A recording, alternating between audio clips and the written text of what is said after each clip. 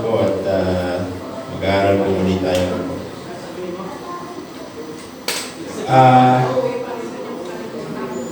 Sa ating topic po for today, we will talk about marriage, specifically for wives.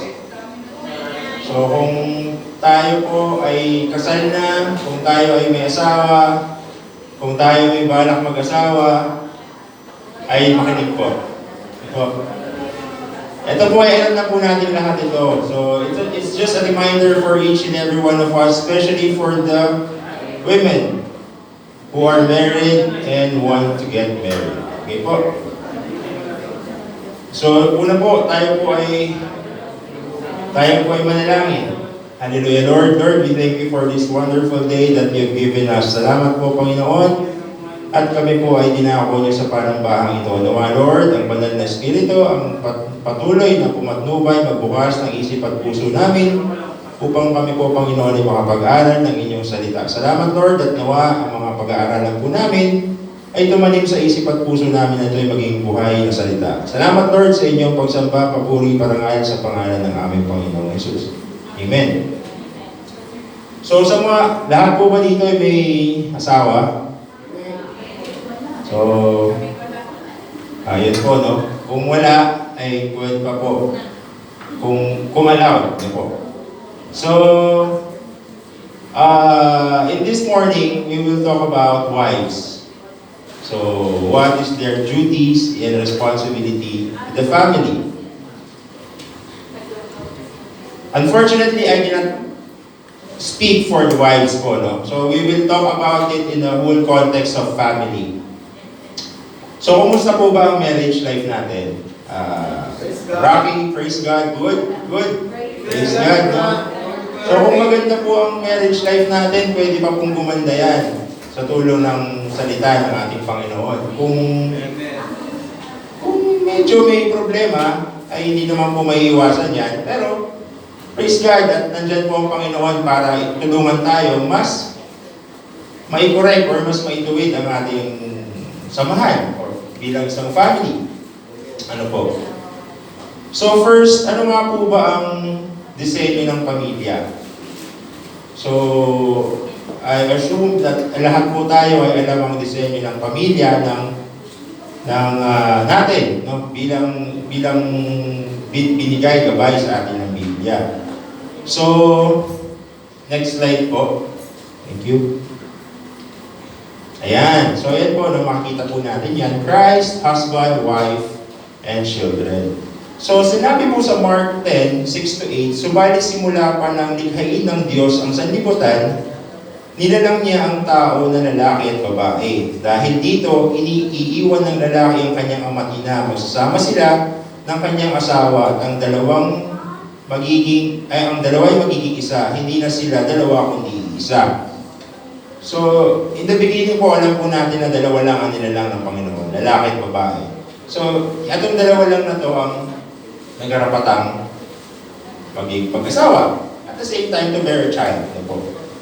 So, sabi po sa Genesis 1 verses 28, at sila'y pinagpala niya ng Diyos. Sinabi niya, magpakarami kayo at punuin ninyo mga anak ang buong daigdig at kayo'y ang mamamahala nito. So, ayan na po, no? Ang konteksto po ng marriage ay galing sa Panginoon. So, marapat lamang na alam po natin ang Panginoon ay God of order, so there is an order. There's an ordinance po. Sinabi po sa Corinthians, paalala ni Paul, sabi po sa Corinthians, 1 Corinthians 11:3, ngunit nais kong maunawaan ninyo na si Kristo ang ulo ng bawat lalaki. Ang lalaki ang ulo ng kanyang asawa at ang Diyos naman ang ulo ni Kristo. Praise God. So kung makikita po natin sa diagram po natin, ang Panginoong Jesus po ang sumasakop sa lahat. Ano po? Tapos, napapailalim sa kanya ang lalaki at ang babae at ang kanyang anak. Kung titignan po natin ito, isa po siyang inverted triangle. So it means, nakabaliktad yung triangle. So, Kung babaliktarin po natin yan, nasa ilalim si Jesus Christ, which means siya ang foundation natin. Di ba po? Which is, si Jesus Christ, hindi na po yan magbabago. Siya ang noon, ngayon, magpakailanman.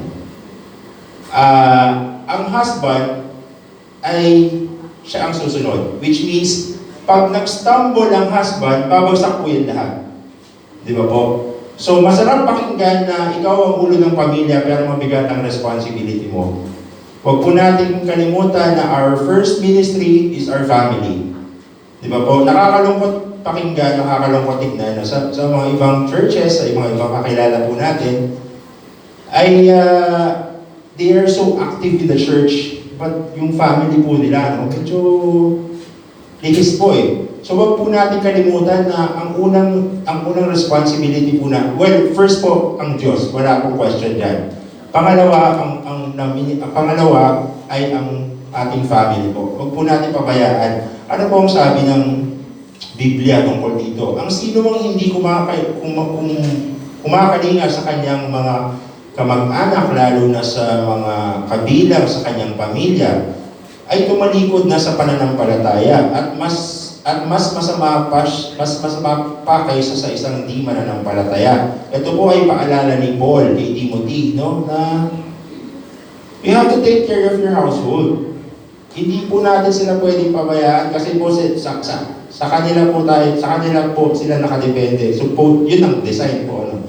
Sa atin, sa mga lalaki po yan dapat naka-base. So wag po natin silang hayaang hindi natin nag-govern. Kasi yan po ang pananagutan po natin yan sa Panginoon. So, ayan. So, sinabi po sa Ephesians 5:22 to 23, dito naman po tayo sa babae. Ang babae, pasakop kayo sa sarili ninyong asawa, tulad ng pagpapasakop ng inyong Panginoon, sa inyong Panginoon. Sapagkat ang lalaki ang ulo ng kanyang asawa, tulad ni Kristo, na siyang ulo ng iglesia, na kanyang katawan at siya ang tagapagligtas nito. Amen. So, ayan. Yan po, no? Colossians 3:18, mga babae, pasakop kayo sa inyong asawa sapagkat iyan ang nakakaangkop or nakakalugod sa ibang translation po sa mga nakipag-isa sa Panginoon. Amen. So, dito na po papasok yung topic natin. So, first, ano nga po ba yung submission or pagpapasakop? So, pagpapasakop po is giving the authority to someone na alam mong mas nakakataas sa'yo.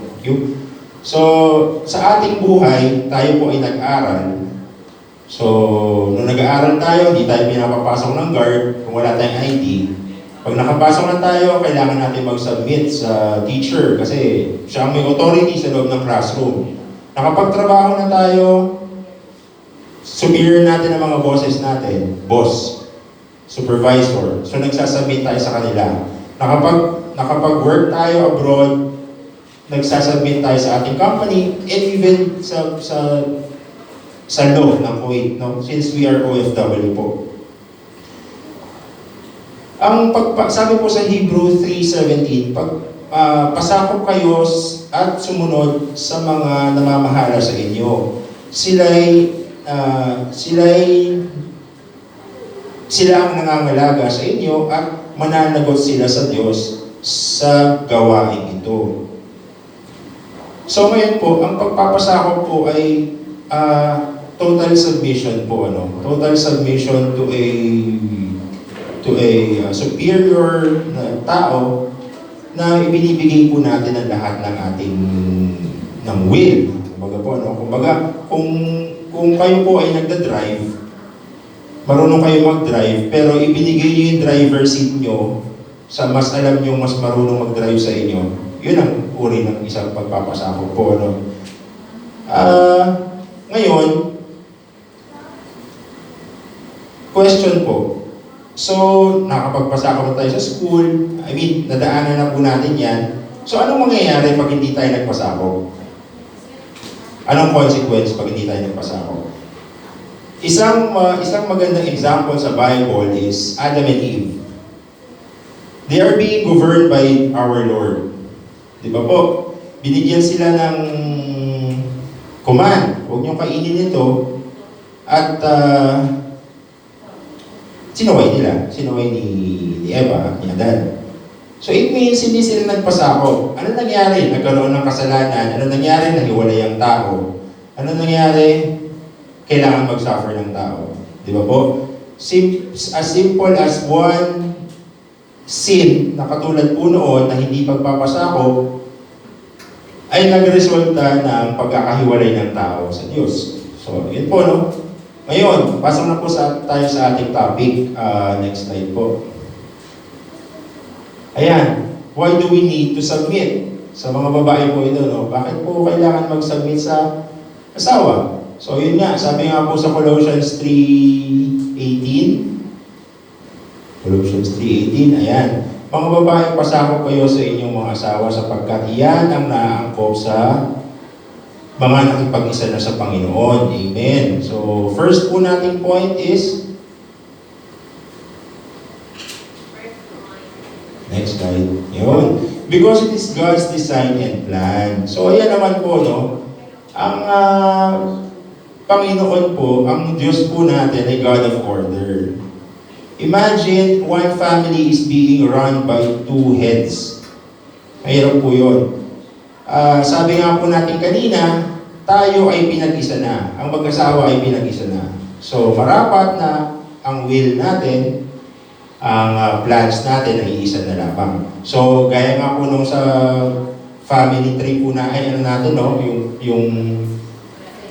Yung umbrella natin. Next slide po.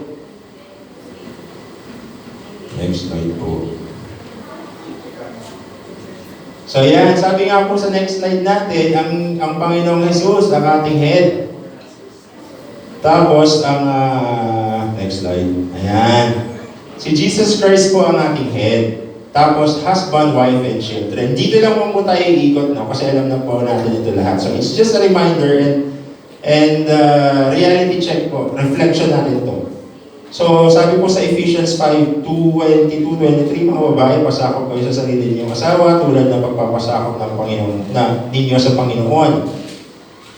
Sapagkat ang lalaki ang ulo ng kanyang asawa, tulad ni Kristo na siyang ulo ng Iglesia, na kanyang katawan at siya ang tagapagligtas nito. So ayan po, no, lahat po tayo ay under Jesus Christ. But under Jesus Christ, there is a order po. So ayan, ito po ang plano ng Panginoon. Hindi ko po may explain kung bakit yan ang plano ng Panginoon, pero yan po ang plano ng Panginoon po. Ano? So ayan po, next point po natin. Because it is pleasing to the Lord. Amen. This is the command of the Lord. Command po ito ng Panginoon. Lahat ng command ng Panginoon na sinusunod natin is pleasing to Him. Anything na nabag po sa Kanya ay hindi po karapat-dapat. At anything na pagsuway sa disenyo ng Panginoon ay hindi po nakakalugod sa Kanya. So marapat po na sundin natin ang Kanyang kalooban upang mag-glorify natin ang Panginoon. Ano po? Next po. 3. This is a willing obedience, not slavery, abuse, or inequity. Ayan. So, gaya nga po na nasabi ko kanina, I cannot speak for the women, but ayan po yun. So, kung itong point po na to hindi natin nagagawa, ibig sabihin, ang may mali po yung lalaki. Yung husband. If you're being treated as slave, if you're being abused, if you're being treated hindi equally, ibig sabihin, ang may problem ay yung husband. Ngayon, question. Marapat ba na sumunod pa ang mga babae sa kanilang mga asawa if they are being treated like this? So, mamaya po, makikita po natin yan. At mababahagian po natin. So bilang isang lalaki po, no? Bilang isang padre de pamilya, you have to treat your wife as your own. Kasi we are one flesh na lang po. And the command for us, for the male, are love your wife. Regardless, love your wife. Pang-apat po, this is the order within the family. So ayan po, no, na-explain na po natin yan. That's the order, that's the arrangement. Next po, ito maganda. Even if the husband is not godly. Amen. So, ito po, kung tayo po ay isang mananampalataya or sa mga babae na mananampalataya ay hindi pa nakakilala ang kanilang asawa, ano po ba dapat gawin? So first, you have to be a testimony sa inyong mga asawa po, no? Hindi po pwedeng bombahin niyo yung asawa niyo ng Bible verses nang ikaw mismo, hindi mo ina-apply yun. I do believe po na kahit hindi po natin sila share ng Bible verse, kung tumimo po sa puso natin yung mga salita ng Diyos, lalabas po yan eh. Kung ano yung nasa puso natin, lalabas yan. Hindi mo kailangan i-fake yan. Hindi mo kailangan magpakitang tao. Lalabas po yan. Ano po bang sabi dito sa Biblia? Sa 1 Peter 3:1. Kayo mga babae, pasakop kayo sa inyong mga asawa. Ngunit kung mayroon sa kanila na hindi pa naniniwala sa salita ng Diyos, may hikayat silang sumampalataya dahil sa inyong mga asal, kahit hindi na kayo magpaliwanag pa sa kanila. Amen. So yun po, no, action speaks louder than words. Baliwala po ang pag-share nyo kung kayo naman mismo hindi nakikitaan ng pagbabago.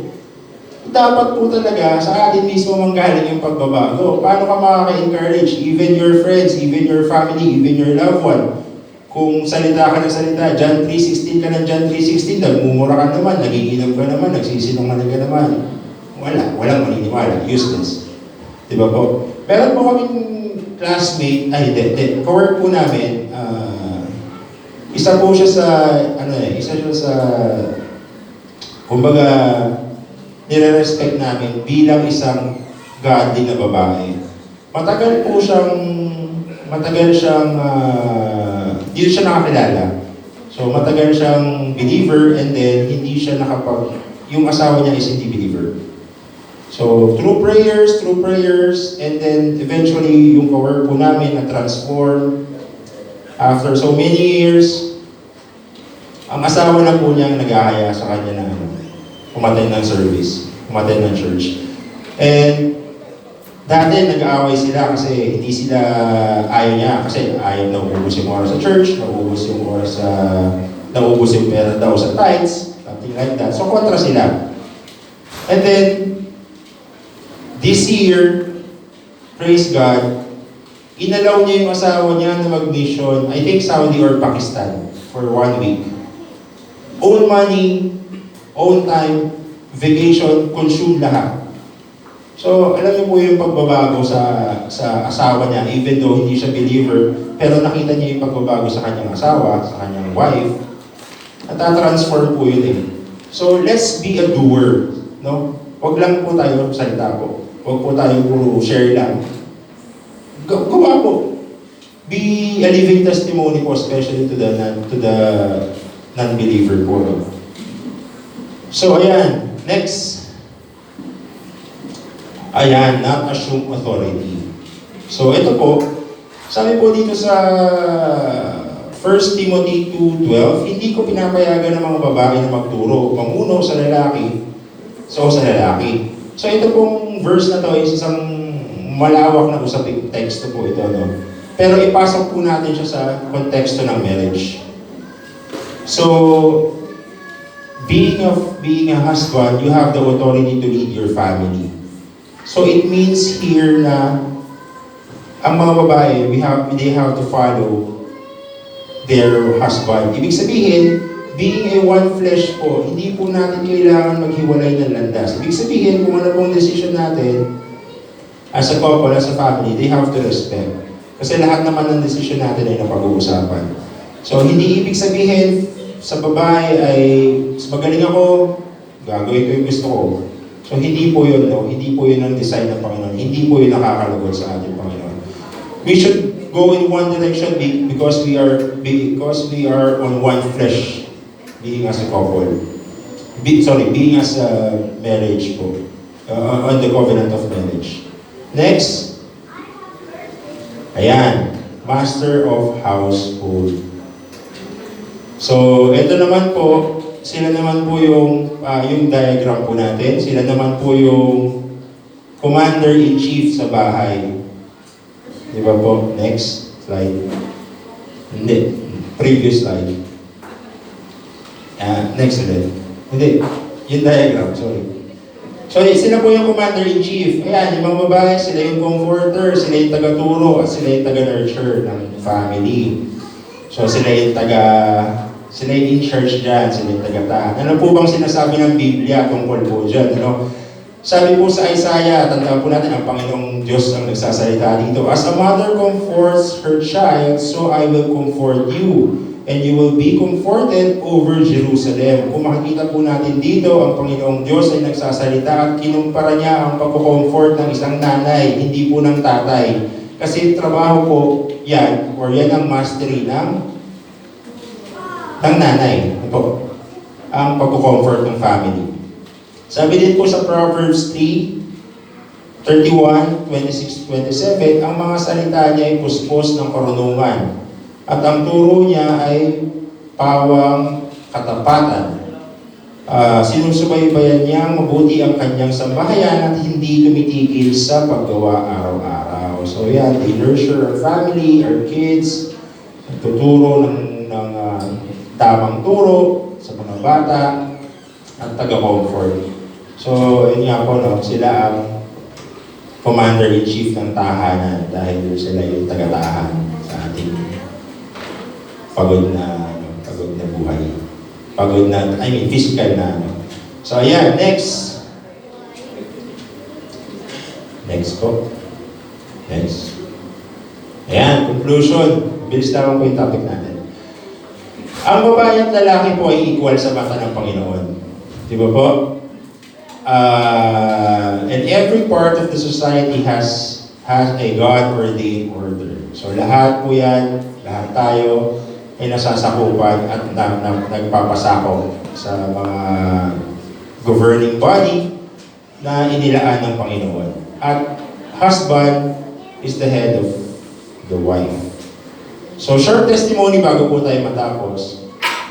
Before we got married, my wife po,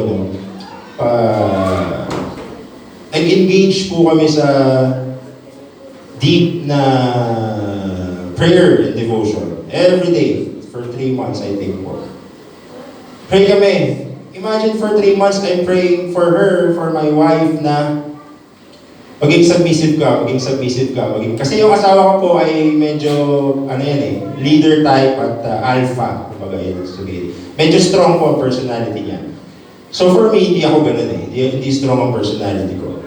So, we're praying. Imagine niyo po, nagdadasal kami, I'm praying for her to be submissive. Pero tandaan po natin, ang pagdadasal po ay two-way. Sinasabi natin ang dalangin natin sa Panginoon, pero at the same time, makinig po tayo sa Panginoon. And then, suddenly, sabi ng Lord, labas ka dyan. Hindi ka sakop ng maging submissive. Sa asawa mo yan. Wala kang pakialam dyan. Ang sayo, mahalin mo asawa mo. Tapos, period. So, sa pag-asawa po, hindi po may iwasan naman na dyan ang tampuhan, ganyan.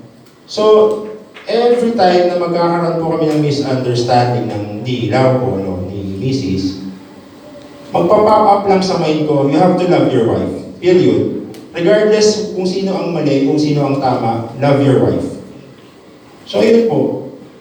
Kung ganun po ang magiging, that's for me, that's my testimony po, So kung ganun po ang magiging natin, kung hindi natin gagamitin, hindi natin ibabala yung verse para sa asawa natin, magiging harmonious po ang samahan po natin. Hindi ko pwedeng sabihin mag-submit ka dahil sinabi ng Panginoon, mag-submit ka. Hindi po, sa Kanya yan. Hindi natin yan sa ako, mga lalaki. Ang sa atin lang, mahalin natin ang ating mga asawa. So, yun, praise God po. Ayun po, glory to God, thank you Lord.